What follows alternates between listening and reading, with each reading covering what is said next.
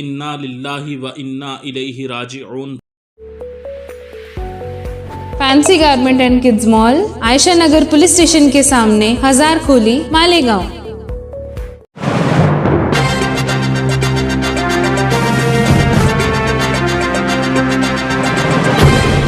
دیکھتے رہیے the prime news عبد الرحمان کے ساتھ۔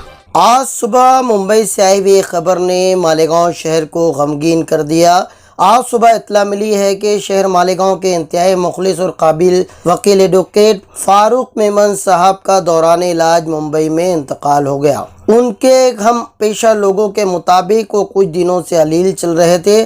تقریباً 8 دن پہلے بامبے کے نائر ہاسپٹل میں انہیں علاج کے لیے داخل کیا گیا تھا، جہاں ان کا پتے کا آپریشن ہوا، مگر اس کے بعد بھی ایڈوکیٹ فاروق میمن صاحب کو بچایا نہیں جا سکا۔ یہ خبر شہر کے لیے کسی صدمے سے کم نہیں ہے، خاص طور سے 12 نومبر پتھراؤ معاملے میں جیل کی مصیبت اور صحبتیں جھیل رہے لوگوں کو اس نیک دل انسان کے گزر جانے کا بے حد افسوس ہوگا۔ ایڈوکیٹ فاروق میمن صاحب کا 12 نومبر معاملے کے ملزمین کی ضمانت کے تعلق سے مخلصانہ کلیدی رول رہا، مخلصانہ کردار انہوں نے ادا کیا۔ کچھ لوگوں کے مطابق انہیں 12 نومبر معاملے کے ملزمین کی ضمانت کا ہیرو بھی کہا جا سکتا ہے۔ یہ سادہ سا نظر آنے والا شخص جس کے سر پر ہمیشہ سفید ٹوپی نظر آتی تھی، اپنے پیشے میں مہارت رکھتا تھا، قانون کی باریکیوں سے واقفیت اور جرح کا ان کا اپنا ایک منفرد انداز جو انہیں عام وکیلوں سے الگ کر دیتا تھا۔